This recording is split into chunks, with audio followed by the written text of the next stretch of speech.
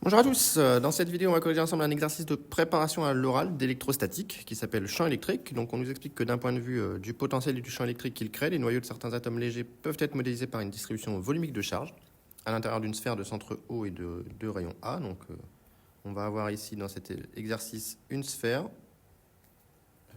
Voilà, pardon, ça dessine pas trop un cercle ici pour l'instant. Voilà. Donc deux centres petit o, deux rayons petit a. Et donc on nous explique qu'on va travailler en coordonnées sphériques, évidemment, à partir du point O pour un point P quelconque dans l'espace. Et donc le vecteur petit r qui est égal à OP ici. Et donc on nous dit que la charge volumique qui représente le noyau vérifie ρ de R tel que ρ de R est égal à ρ0, facteur de 1 moins R carré sur A carré. Et donc dans un premier temps, on veut déterminer la charge totale du noyau. Et donc ici, par définition de la densité volumique de charge, eh bien, la charge totale, c'est l'intégrale sur le volume du noyau de la densité volumique de charge fois dV. Et donc l'élément de volume ici, comme ρ ne dépend que de R, on peut directement se passer des intégrales selon θ et φ, et on peut écrire que dV est égal à 4 pi r carré dr, ce qui nous évite de devoir calculer l'intégrale sur θ et φ. Et donc on en déduit que Q devient une intégrale simple entre 0 et petit a de 4 pi r carré fois ρ de R, donc ρ0 facteur de 1 moins R carré sur A carré dr. Donc je sors les constantes, ça me fait 4 pi ρ0 et je sépare en deux intégrales. L'intégrale entre 0 et A de R carré dr moins l'intégrale entre 0 et A de R4 sur A carré dr, ce qui me fait 4 pi ρ0 fois l'intégrale entre 0 et A de R carré dr, c'est primitivement R3 sur 3, donc ça me fait A cube sur 3, moins l'intégrale de R4, ça fait R5 sur 5, donc ça va me faire A5 sur 5 A carré, ce qui revient ce terme à A cube sur 3 moins A cube sur 5. Autrement dit, si je mets au même dénominateur, ça fait 5A cube moins 3A cube, donc 2A cube sur 15. Et donc j'en déduis que la charge totale Q est égale à 4 pi ρ0 fois 2A cube sur 15, ou encore 8 pi ρ0 A cube sur 15. Donc voilà pour le calcul de Q, qu'on obtient ici par intégration. On me demande ensuite de calculer le champ électrique en tout point extérieur à la sphère. Donc là, le plus simple va être d'utiliser un théorème de Gauss. Donc ici, on a une distribution sphérique de charge. Donc on a que, si on dessine la base ER, Eθ, Eφ, on a que MER Eφ et MER Eθ sont des plans de symétrie de la distribution de charge.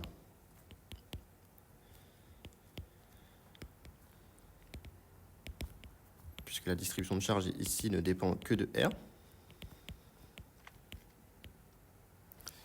Donc, ici, on a que le champ électrique E va être porté par l'intersection de ces plans. Donc, va être le E au point P va être égal à un ER de Rθ phi selon ER. Et on a invariance de la distribution de charge, puisque ρ ne dépend que de R, selon toute rotation d'angle θ et phi. Donc, on a que le champ E au point P, finalement, ne dépend que de R, donc ER de R, ER. Et donc, je vais appliquer un théorème de Gauss sur une sphère de Gauss passant par P. Donc ça, c'est ma sphère de Gauss, avec un ds toujours orienté vers l'extérieur dans le théorème de Gauss. Donc on applique le théorème de Gauss. Donc on a l'intégrale sur la surface fermée de E scalaire ds, qui est égal à Q intérieur sur epsilon 0, Donc quand je suis dans le cas d'un point P à l'extérieur de la sphère, eh bien Q intérieur, c'est directement la charge uniquement du noyau qu'on a calculé dans la question 1. Donc ça, c'est égal à Q sur epsilon 0, où Q a été calculé en question 1. Et l'intégrale sur la surface fermée de E scalaire ds, eh bien, par propriété de symétrie, ça fait directement 4pi r carré E de R. Et donc, on en déduit que 4pi r carré E de R est égal à Q sur epsilon 0. Et Q, on a trouvé 8pi rho 0 a cube sur 15. 8pi rho 0 a cube sur 15. Il reste un epsilon 0 qui reste ici. Voilà. Ça, c'est bon. Et donc, on en déduit finalement le champ électrique E de R. On peut simplifier par 4pi. Il reste 2 rho 0 a cube sur 15 epsilon 0 R carré ER. Donc, on a bien un champ qui est en 1 sur R carré, qui s'écrit Q sur 4pi epsilon 0 R carré ER, où Q est la charge totale calculée en question 1. Donc, ça, c'est tout à fait satisfaisant. Calculer le champ électrique en tout point intérieur à la sphère. Donc là, on peut le faire de la même manière, par théorème de Gauss. Sauf que cette fois-ci, il va falloir être un petit peu plus vigilant sur le calcul de Q intérieur. Donc pour un point P maintenant situé à l'intérieur, je vais le mettre ici par exemple, eh bien je vais tracer une sphère de Gauss passant par P toujours. Pas de problème. Voilà. Sauf que cette fois-ci, la charge intérieure va être uniquement la charge dans la sphère de Gauss. Donc le calcul de Q intérieur va devoir se faire. Donc le ds toujours sortant dans un théorème de Gauss. Donc on a toujours l'intégrale sur la surface fermée de E scalaire ds est égale à 4pi r carré E de R, où R maintenant est toujours la distance au P. Ça ne change pas. Et par contre, Q intérieur, bah, c'est l'intégrale sur la sphère de Gauss, donc la sphère violette ici, de ρ de R dv. Et pour les mêmes raisons que tout à l'heure, cette fois-ci, ça va être l'intégrale entre 0 et R de 4pi R carré dr. Bon, alors on a R la variable et R le rayon de la sphère, c'est pas très rigoureux mathématiquement. On pourrait noter R' ici la variable d'intégration si on veut éviter tout problème. Et c'est ρ de R', il ne faut pas l'oublier du coup. Donc ça me fait l'intégrale entre 0 et R de 4pi ρ 0, facteur de 1 moins, c'était 1 moins R carré sur A carré. Donc ici c'est R' carré sur A carré, fois R' carré dr', et donc ça va me faire 4pi ρ 0. Je sépare comme tout à l'heure l'intégrale en deux, l'intégrale entre 0 et R de R' carré dr', moins l'intégrale entre 0 et R de R' 4 sur A carré dr'. Et en fait, on se retrouve avec le même calcul que tout à l'heure, sauf qu'on n'intègre pas entre 0 et A, mais entre 0 et R. Donc ça va sortir un 2R³ sur 15. Ce calcul. Donc on en déduit que la charge intérieure ici est égale à 8pi ρ 0 R³ sur 15. Et par suite que le champ électrique E de R est égal à 4pi R carré E de R est égal à 8pi ρ 0 R³ sur 15. Et donc on en déduit que le champ E au point P pour R plus petit que A est égal. Les 4pi se simplifient, il nous reste un 2 ρ 0 R. J'ai oublié le epsilon 0, je vais le rajouter après, pardon, sur 15 epsilon 0 ER. Donc ça, c'est en utilisant le théorème de Gauss. On aurait pu utiliser, remarque, hein, on peut utiliser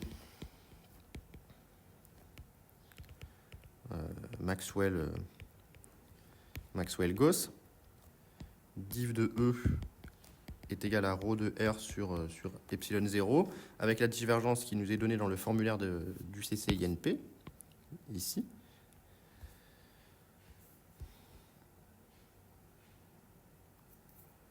Donc on aurait que div de E serait égal ici à 1 sur R carré d sur dr de R carré ER, puisque notre champ E ne dépend que de R, qui serait donc égal à ρ de R sur epsilon 0, Donc ρ0 fois 1 moins a carré sur r carré.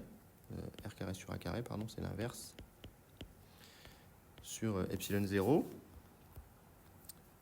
Je vérifie ma densité de charge, c'était bien ρ0 fois 1 moins r carré sur a carré. Et donc après, en intégrant, on pourrait s'en sortir de cette manière-là. Donc on n'aurait que d sur dr de r carré ER serait égal à ρ0 sur epsilon 0 r carré moins ρ0 r4 sur a carré epsilon 0. Ici, il faudrait primitiver. Donc r carré ER serait égal à ρ0 R3 sur 3 epsilon 0 en primitivant, moins ρ0 R5 sur 5 epsilon 0 à carré, plus une constante.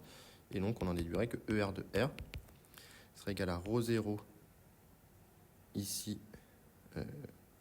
R sur 3 epsilon 0 moins ρ0 R carré sur 5 epsilon 0 à carré plus une constante sur r carré. Et donc, comme il n'y a pas de divergence en r égale 0, cette constante disparaîtrait. Et pourquoi j'obtiens pas le même résultat? Je vais vérifier mon calcul ici, du coup. Donc, quand je le calcule, ça fait R3 sur 3 moins R5 sur... Ah oui, j'ai simplifié beaucoup trop vite. Je vais reprendre le calcul du théorème de Gauss. Donc, c'est bien que j'ai fait finalement l'erreur ici. Donc, ça fait R3 sur 3 moins R5 sur 5 a carré. C'est juste que tout à l'heure, comme c'était primitivé entre 0 et A, ça se simplifiait bien. Vous voyez, j'ai voulu aller un petit peu trop vite, donc ça m'apprendra. Donc, le Q intérieur, je corrige, ça fait 4 pi rho 0 facteur de R3 sur 3 moins R5 sur 5 a carré. Et donc, j'obtiens que 4 pi R carré E de R est égal à 4 pi rho 0 facteur de R3 sur 3 moins R5 sur 5 a carré. J'oublie pas mon epsilon 0. Les 4 pi se simplifient et j'obtiens donc que ER. Cette fois-ci, je divise par R carré, donc ça me fait rho 0 R sur 3 epsilon 0. Ça, c'est le premier terme que j'ai ici, c'est chouette. Moins rho 0 R3 sur 5 A carré epsilon 0. Et là, on a bien le même champ que tout à l'heure. Donc ça m'apprendra, j'ai bien fait de faire la méthode alternative pour corriger mon erreur. Et le tout porté par ER ici, puisque je suis en écriture vectorielle. Pardon pour cette petite erreur, mais c'est bien aussi de temps en temps de faire des erreurs et de les corriger soi-même. Donc ensuite, en question 4, on me demande d'exprimer le potentiel V créé par le noyau lorsque R est plus grand que A. Donc là, on va utiliser la relation E égale moins grade de V, hein, tout simplement. Et hop. Donc on a E égale moins grade de V. Donc pour R supérieur à A, on va se retrouver avec E qu'on avait calculé, qui était 2 rho 0 A cube sur 15 epsilon 0 R carré. Ça, c'est E, qui est donc égal à moins dV sur dR, puisque le potentiel ne dépend que de R, tout comme E ne dépend que de R. Et donc, par intégration, on obtient que V de R est égal. Je vais mettre le moins de ce côté-là. L'intégrale de moins 1 sur R carré, ça donne 1 sur R. Donc, ça fait 2 rho 0 A cube sur 15 epsilon 0 petit r, plus une constante qui va être nulle, puisqu'on prend la référence des potentiels à l'infini. Donc, voilà pour le potentiel au grand rayon. Donc, on a bien un potentiel en 1 sur R, c'est tout à fait cohérent. Ici. Et puis, le potentiel pour R plus petit que A, c'est pareil, on reprend l'expression de E. Donc, on a que E égale moins grade de V. Donc, on en déduit que rho 0 R sur 3 epsilon 0 moins rho 0 R carré sur 5 epsilon 0 A carré égale moins dV sur dR. Et donc, par primitive, on obtient que V de R est égal à moins rho 0 R carré sur 6 epsilon 0 plus rho 0 R3 sur 15 epsilon 0 A carré plus une constante C. Et on a que, si je les appelle V ext et V int, on a que V int de A égale V ext de A par continuité du potentiel.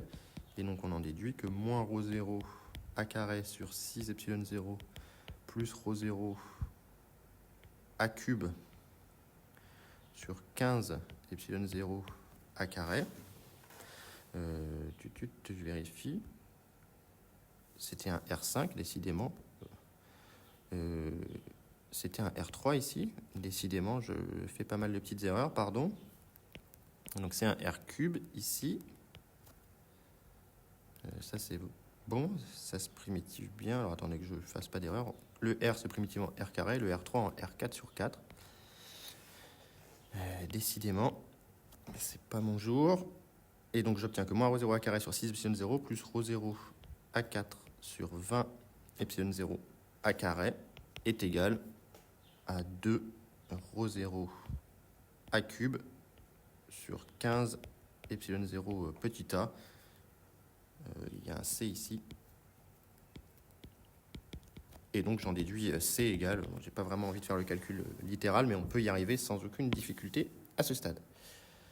Donc voilà pour cet exercice, pardon pour les erreurs que j'ai commises, mais de temps en temps c'est aussi instructif de voir quelqu'un se tromper et arriver à corriger. Donc voilà, pour calculer le champ, toujours deux méthodes, soit Maxwell-Gauss si on vous donne la divergence, que vous avez dans le formulaire de CCINP, ne pas l'oublier, soit l'équation le théorème de Gauss, et puis derrière, pour obtenir le potentiel, le E égale moins grade V, ça fonctionne très bien. Donc voilà pour cette correction, j'espère que ça vous a plu, et s'il y a des questions, mettez-les en commentaire.